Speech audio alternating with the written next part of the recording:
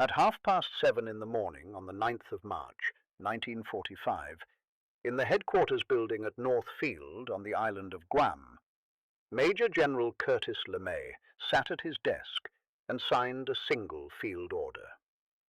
He knew, as he signed it, that the operation it authorized would kill more people in one night than any air attack in the history of the world. He had commanded the 21st Bomber Command for exactly 41 days. In those 41 days, he had watched the doctrine he was handed fail completely. Now he was about to throw out every rule the Air Force had taught him, and his signature was the only authorization the mission required.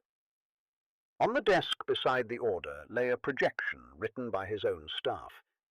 It warned that the new tactic might cost him a large part of his force on the very first night. He signed it anyway. Curtis LeMay was 38 years old, and he had already earned a reputation as the hardest-driving bomber commander in the American Air Force. His men called him Iron Ass, and they meant it as something between a curse and a compliment. He had built his name over Europe, often flying the lead aircraft himself, and inventing the tactics that got bombers onto their targets and their crews back alive. He did not give speeches. He chewed a cigar, said little, and expected results. And when he did not get them, he relieved the men responsible without ceremony. He had been sent out to the Pacific in January for exactly that reason, because the man before him had not delivered. His predecessor had run the campaign by the book, the high-altitude daylight precision doctrine taught in the Air Force schools, and the book had failed against Japan. LeMay was brought in to make the B-29 work by whatever means it took. He had 41 days to study the failure before he chose the means, and the means he settled on were the ones no one else had dared to order. Before the next sunrise, 16 square miles of Tokyo would be reduced to ash, and something close to 100,000 people would be dead. It happened for one reason. An American commander had decided that the only way left to win the war was to burn a city to the ground. For 4 months, the American bombing of Japan had been a failure, and everyone at the top of the Air Force knew it. The B-29 Superfortress had been built to bomb from 30,000 feet in daylight, striking precise industrial targets. It was the most expensive weapons program of the entire war, costing around $3 billion, more than the atomic bomb project itself. And it was not working. Over Japan, the bombers ran into a problem no one had planned for. A river of air, later called the jet stream, tore across the home islands at speeds near 200 miles an hour, flinging bombs miles away from their targets. Cloud covered the cities 7 days out of 10. The great Nakajima aircraft plant at Musashino had been attacked again and again across many missions, and it still stood almost untouched. General Henry Arnold, who commanded the whole Air Force from Washington, wanted results, and he wanted them immediately. The failure was not for any lack of courage or effort. The B-29 was the most advanced aircraft of the war, and also one of the most troublesome. Its great engines ran hot and caught fire with terrible frequency, and the long climb to 30,000 feet with a full load of bombs and fuel pushed them to the edge of destruction. Crews were lost to engine fires and mechanical failure without ever laying eyes on an enemy fighter. And when they did reach the target, the air itself defeated them. The jet stream was a thing almost no one had encountered before, a band of wind so fast it could rival the speed of the bombers, and it simply carried the falling bombs away into empty countryside. America was spending the costliest weapon of the war, and the lives of superb crews, to blow craters in open fields. And behind the failure loomed something far worse than a wasted bombing campaign. If air power could not break Japan, then the only way left to end the war was to invade the home islands, and the plans for that invasion projected a bloodbath without precedent in American history. But the decision to burn Tokyo does not begin over the Sumida River on the night of the fire. It begins months earlier, in the collapse of everything the American Air Force believed about how to win, and in a stretch of desert in Utah, where the burning of this exact city had already been rehearsed. To understand the decision, you have to understand the city it was aimed at. Tokyo in 1945 was the most crowded place on the face of the earth. In the eastern wards along the Sumida River, in districts such as Asakusa, Honjo, Fukagawa, and Koto, people lived packed together at a density that passed 100,000 human beings for every square mile. Nothing else on the planet came close to it, and almost all of it was built of wood and paper.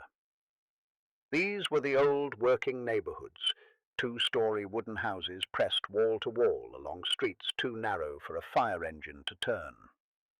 In the dry, windy days of early March, the whole district was, in plain terms, kindling laid out across the ground and waiting for a spark.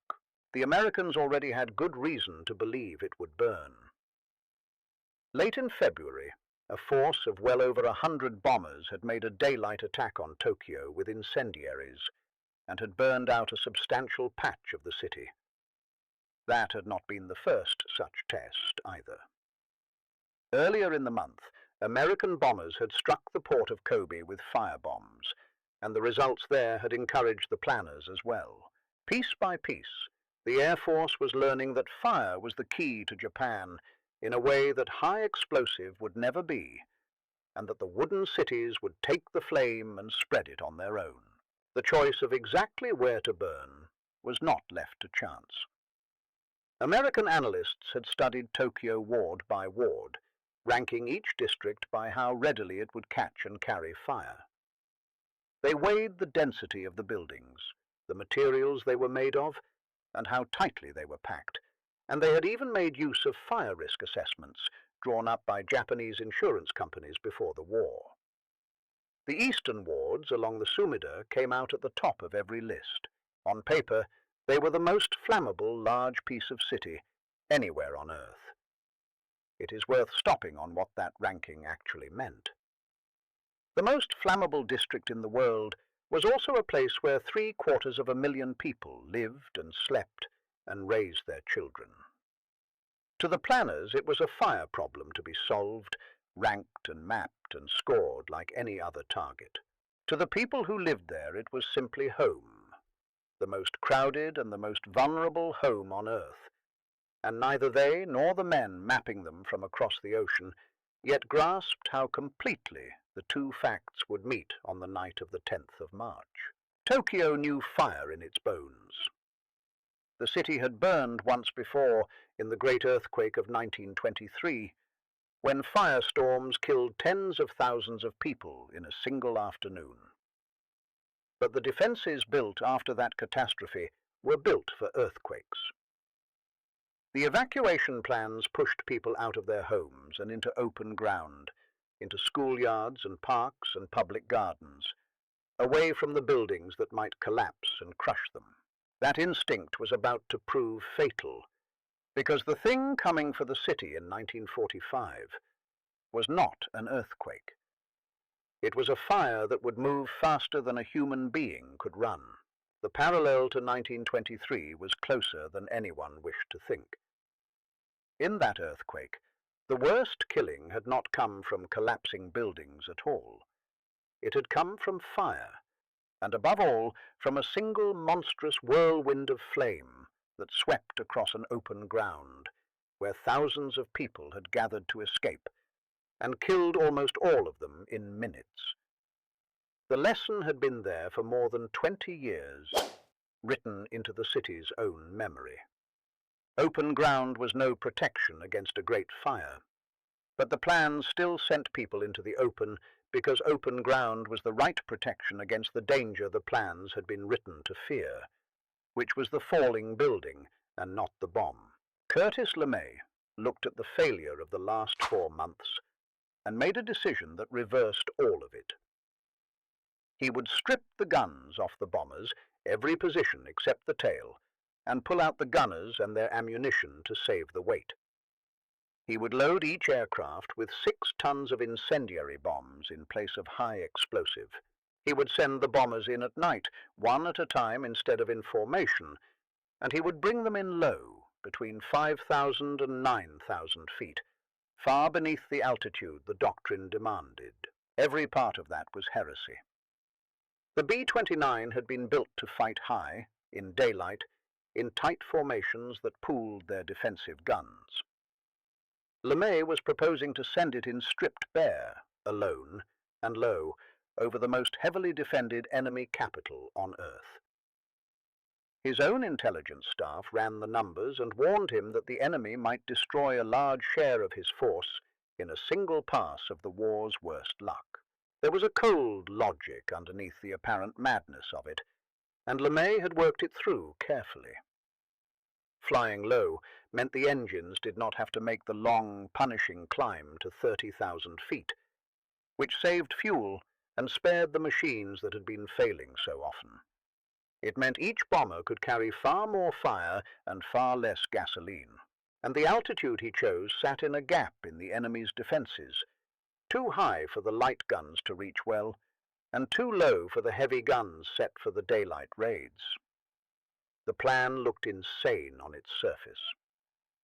Underneath, it was the work of a commander who had studied exactly where the enemy was strong and had chosen to strike precisely where the enemy was not.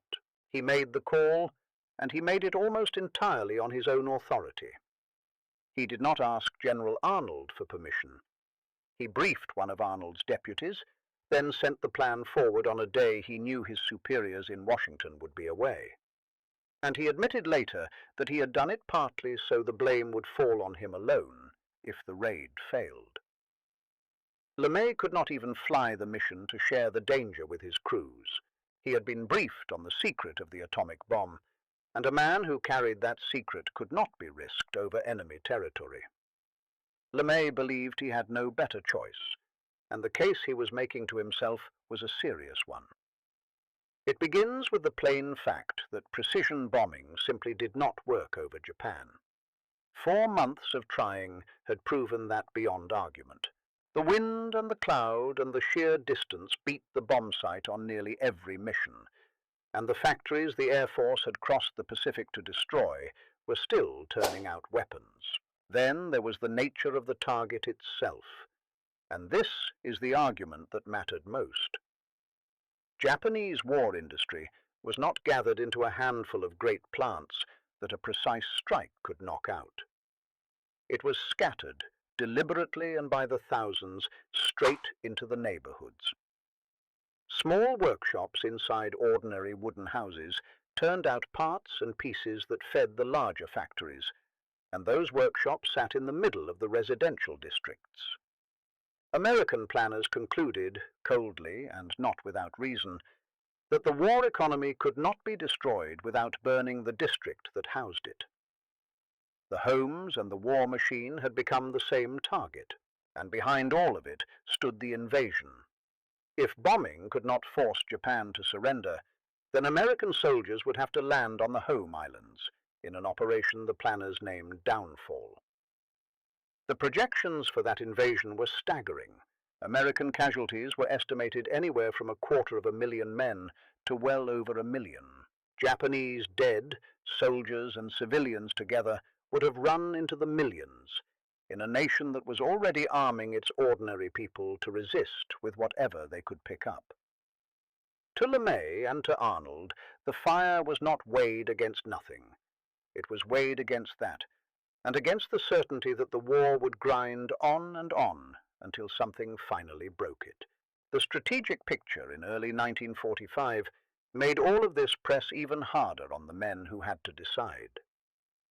Japan had plainly lost the war in any rational sense. Its navy was shattered, its merchant fleet was being sunk faster than it could be replaced, and its cities lay open to attack from the air. And yet Japan showed no sign whatever of surrendering.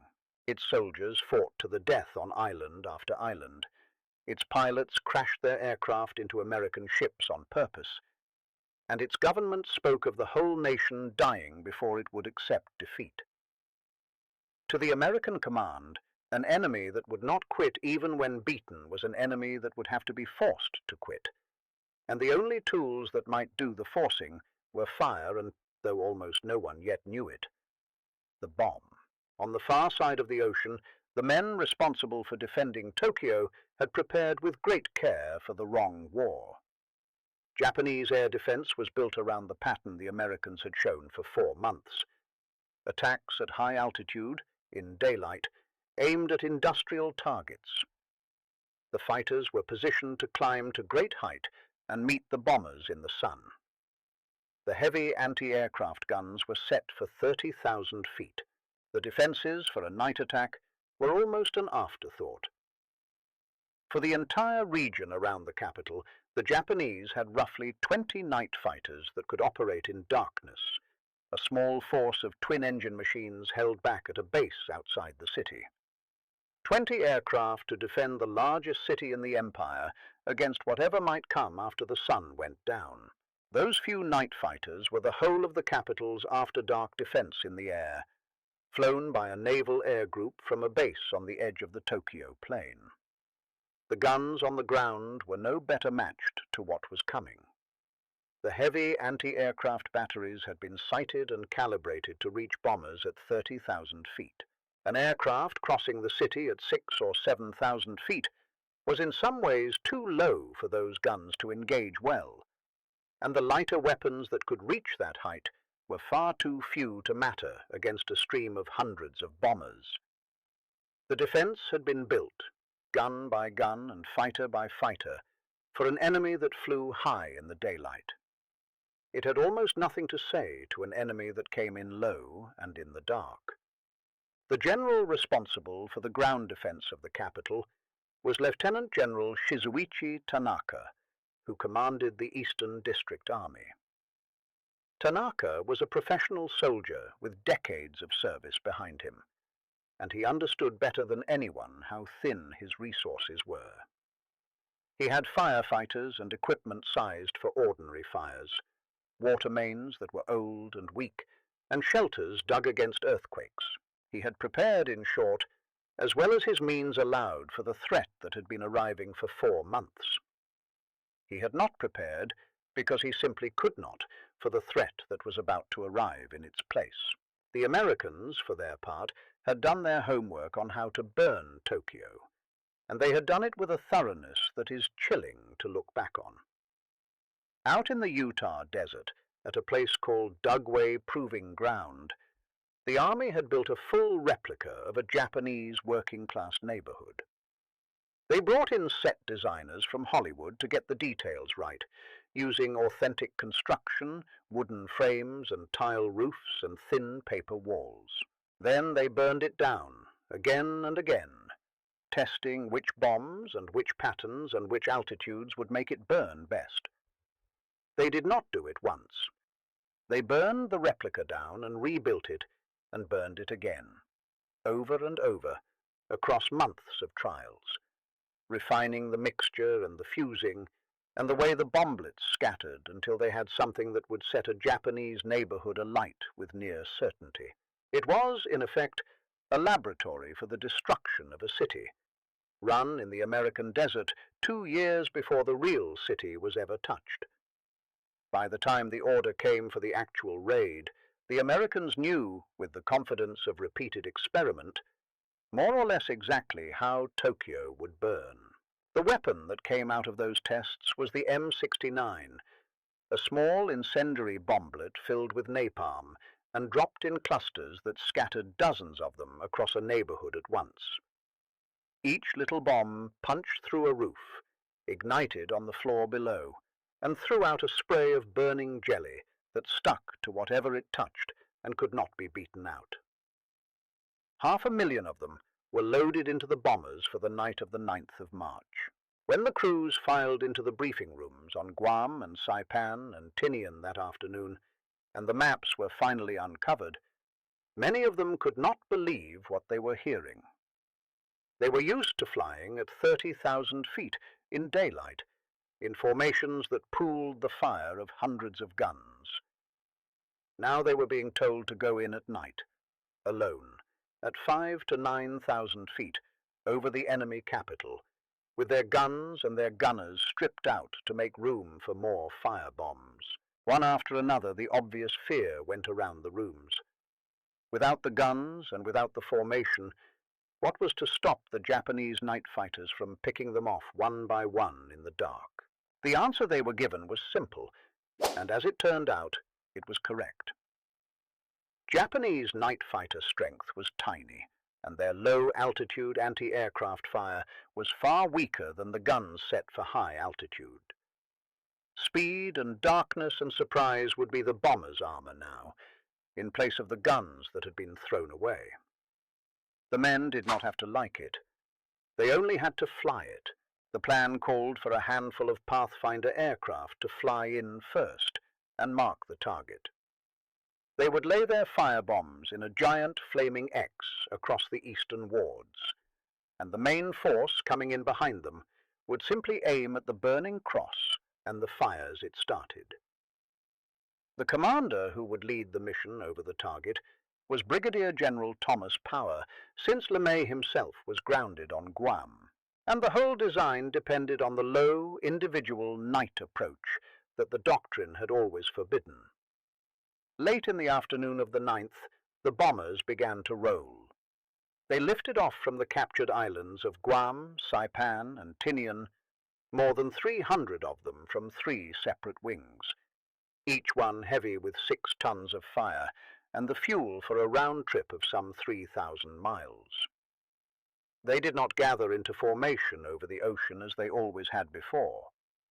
Each aircraft climbed out alone and turned northwest into the darkness, strung across hundreds of miles of empty sea, a loose river of single bombers all flowing toward the same city. It was the largest and strangest strike the command had ever launched, and every crew in it was committed to an approach that violated everything they had been trained to believe. The flight itself was long and lonely and frightening in a new way. For some 7 hours, each aircraft droned northwest across open ocean, alone in the dark, with no formation around it and almost no guns aboard, toward a city that everyone expected to be a wall of searchlights and flak. The men who had flown the high daylight raids had at least had the company of the formation and the comfort of their guns. These crews had neither. They had only speed and darkness, and the hope that the planners were right about how weak the night defenses truly were. It began exactly as it had been drawn up. As the scattered bombers crossed the Japanese coast, radar picked them up, but the operators read the loose, low, single-file contacts as a reconnaissance flight rather than a raid, because no raid had ever looked anything like this. By the time the command grasped what was truly happening and ordered the night fighters into the air, the Pathfinders were already over the city. The fighters climbed too late and shot down nothing at all. The most heavily defended capital in the enemy empire was, on this one night, very nearly defenseless against precisely the thing that was coming for it. At around midnight on the 10th of March, the first Pathfinder reached its release point above the Sumida River, and the flaming X was laid across the wards below. Behind it, the main force came on in a long stream, aircraft after aircraft, each one dropping its 6 tons and turning away, a fresh load of fire arriving every 40 seconds or so. The separate fires did exactly what the tests in the desert had promised they would.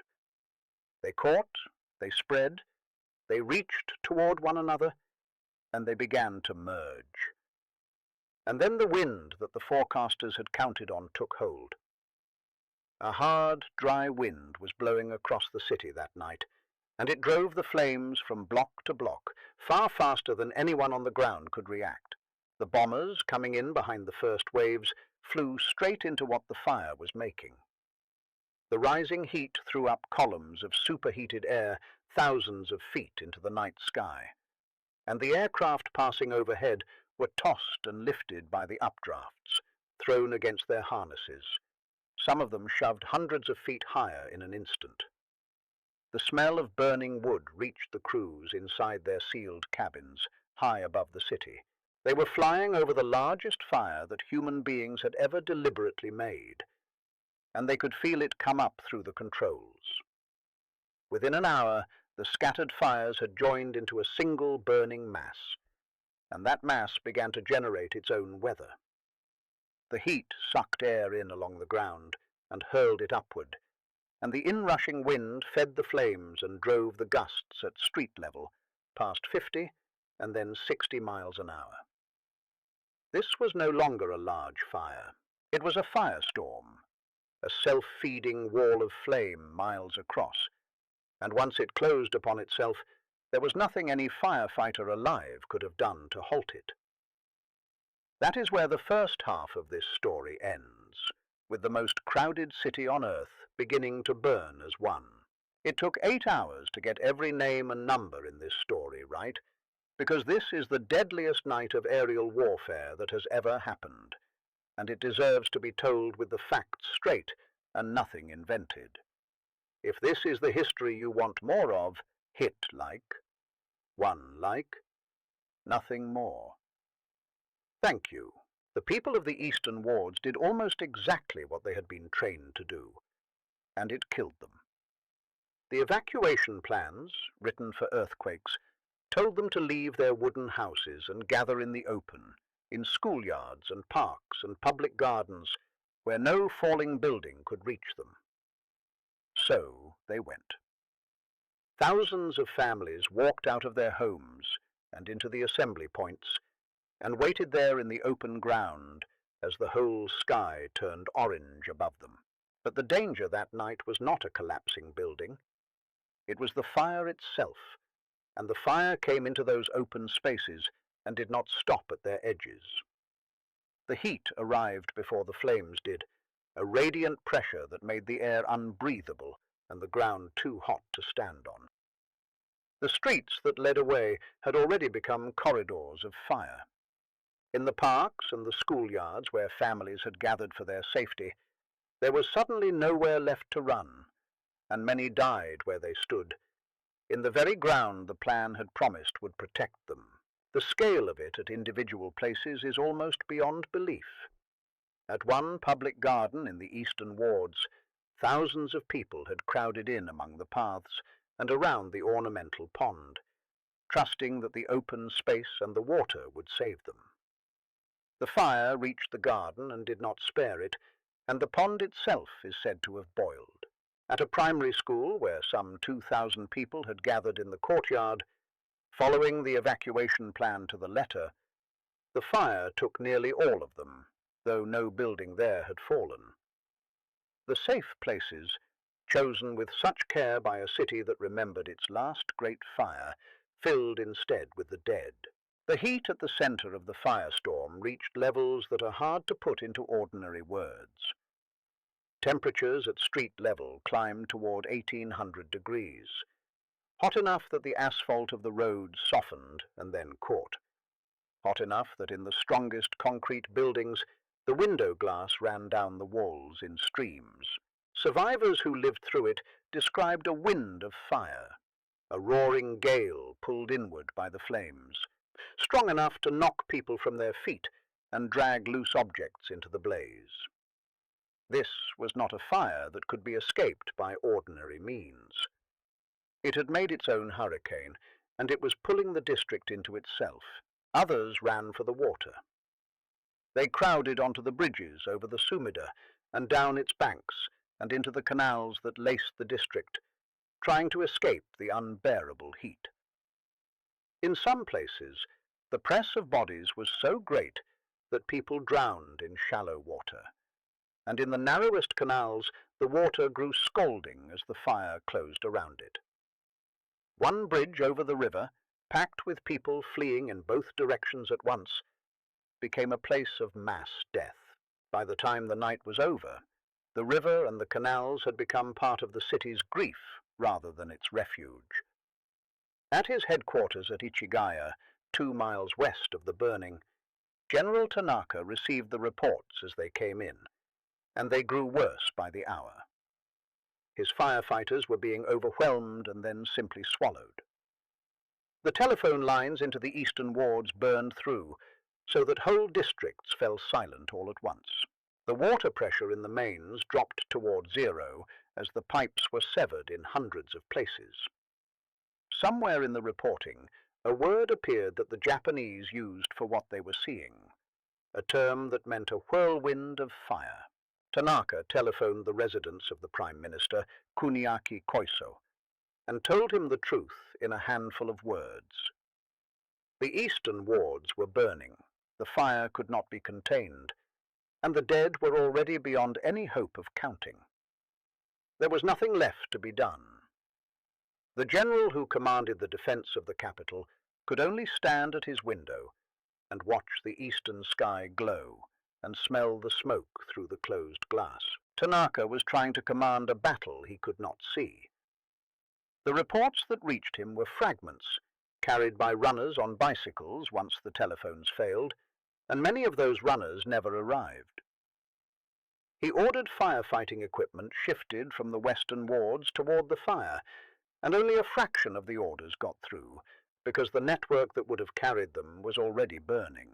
2 miles from the flames, at the very center of the empire's capital, the machinery of command had gone deaf and blind. There was, in the end, nothing for a general to command.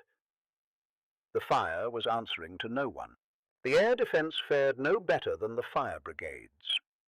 The handful of night fighters that finally clawed into the sky came up long after the pathfinders had marked the city, and they found themselves hunting single bombers scattered across a front many miles wide in the dark, above a glare of fire that ruined the eye. They brought down nothing. The heavy guns hammered away at an enemy flying below their best reach. For all the care that had gone into it across the years, the defense of the capital, on the one night it was truly tested, might as well not have existed at all. Hit subscribe right now, because coming up is the morning after, the true count of the dead, and the hardest question of the entire Pacific War, whether any of this had to happen at all. Do not go anywhere. By that point, the fire had made every order meaningless, because the fire itself had become a physical barrier. Army units sent in to help could not reach the burning wards. Bridges warped and buckled in the heat until no vehicle could cross them, and the surface of the roads softened underfoot. Whatever the generals commanded, the fire decided what was possible, and the fire allowed almost nothing at all.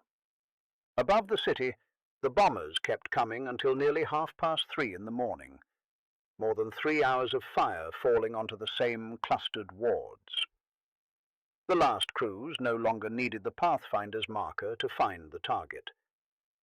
They could see Tokyo burning from more than 100 miles out, a glow spreading along the horizon, and some of them said afterward that they could read the instruments in their cockpits by the light of the city coming up through the open bomb bay.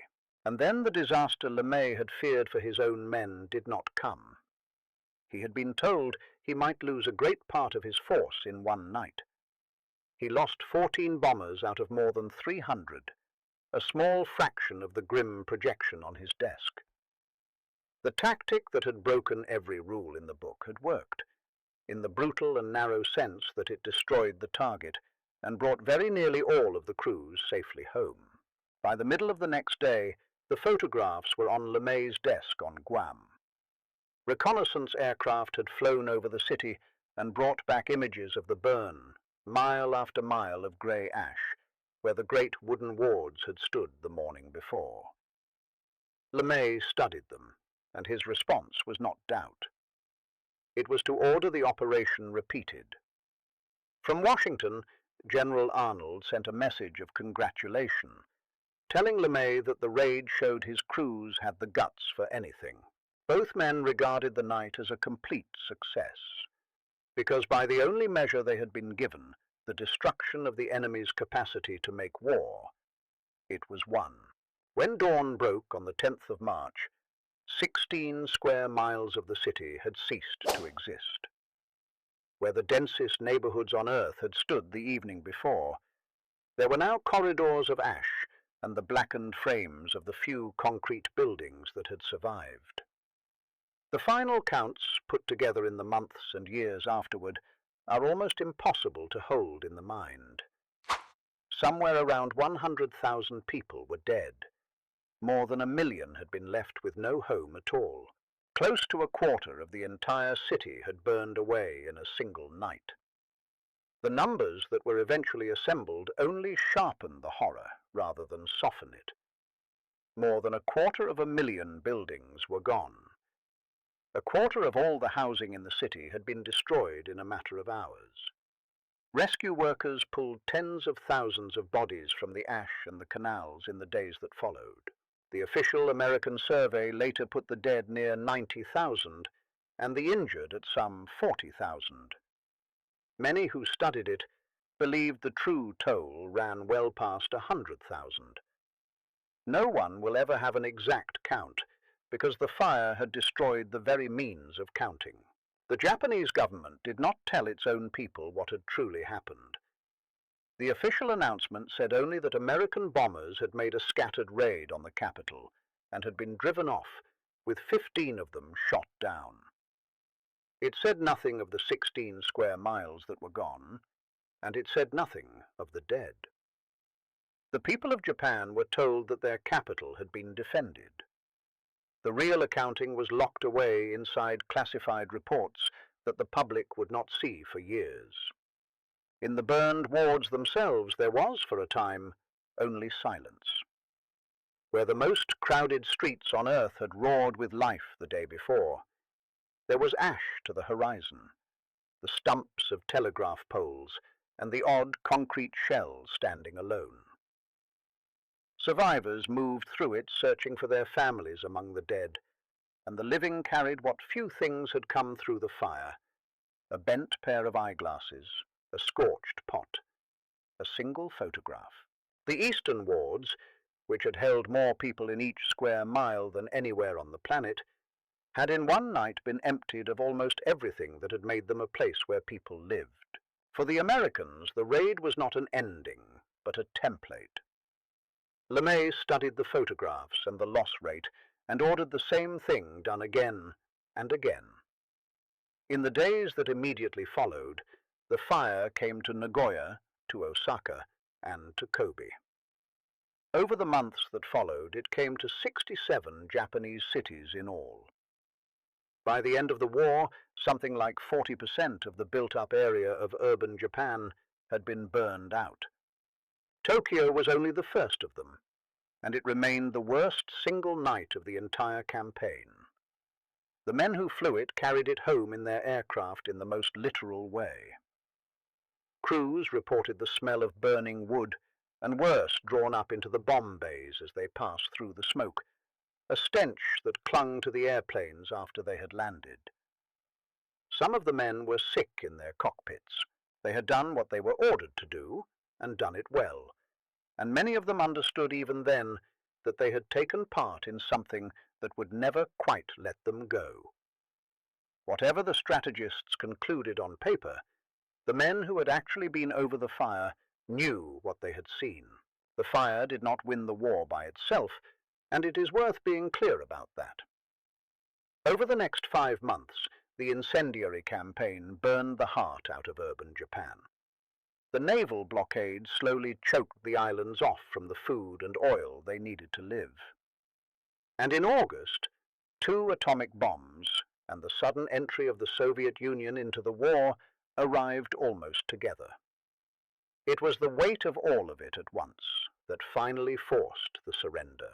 But the firebombing was the part that came first and struck hardest at the cities, and Tokyo was the night that proved it could be done at all.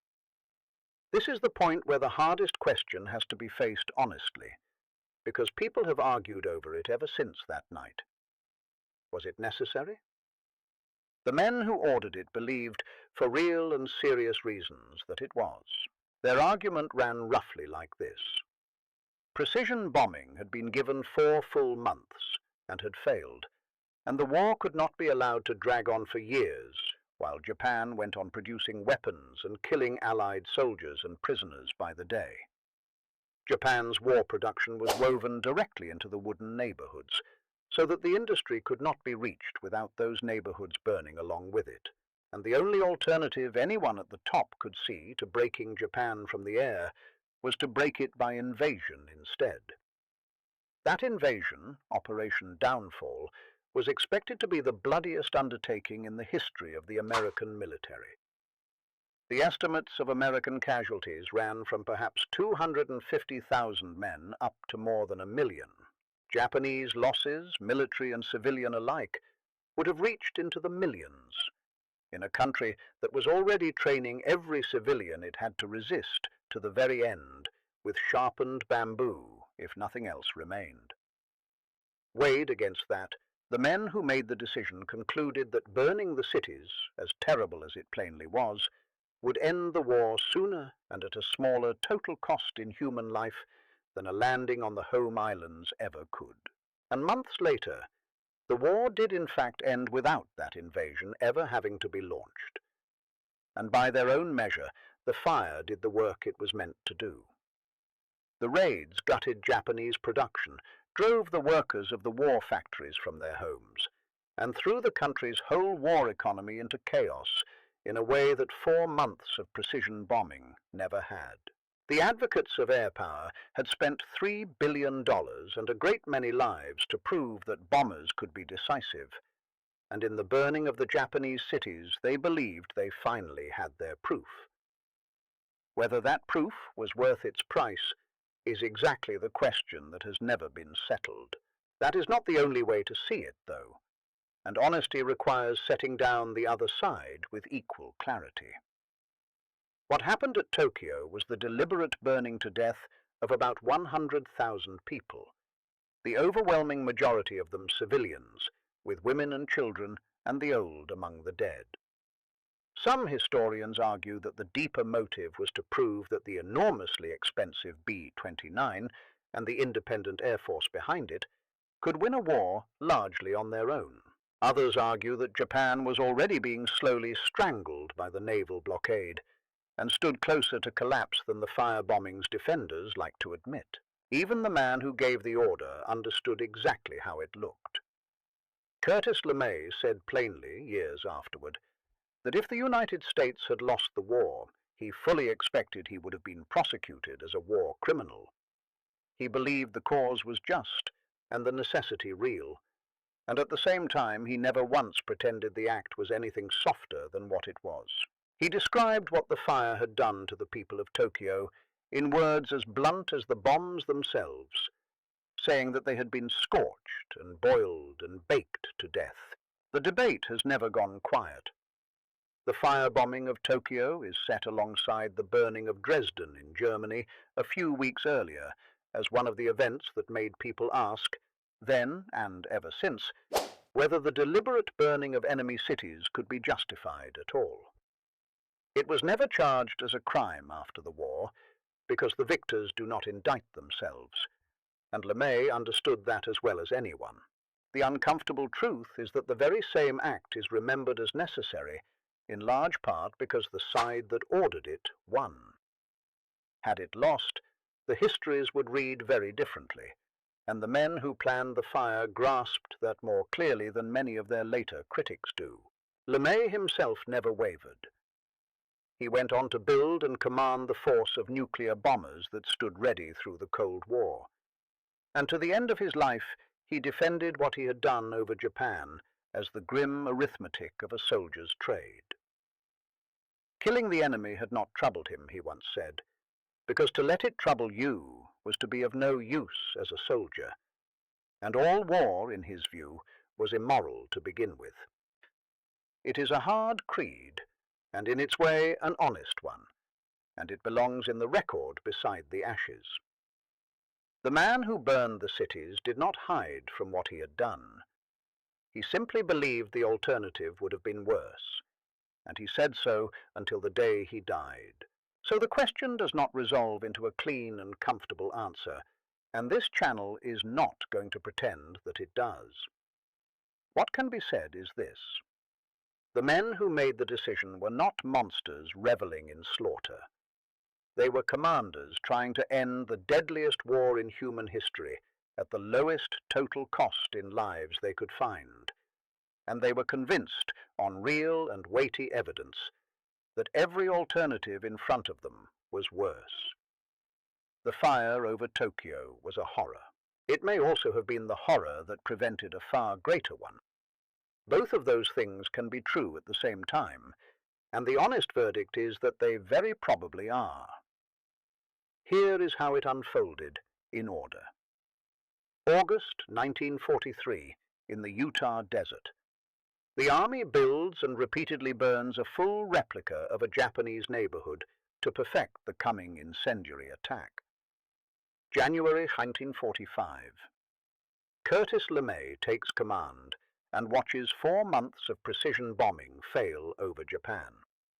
9th of March morning, on Guam.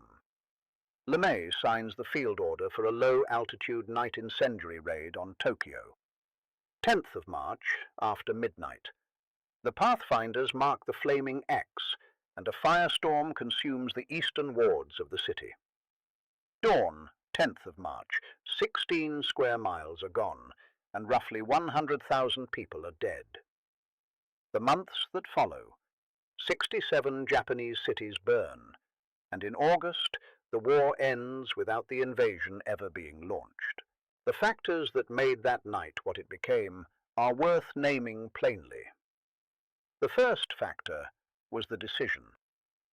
Curtis LeMay's reversal of American doctrine, stripping the guns and going in low and at night with fire, was a genuine act of command, taken on his own authority and against everything he had been taught. Without it, the raid does not happen. The second factor was a target built to burn. The eastern wards were the densest human settlement on earth, made of wood and paper, with the war industry scattered all through the homes.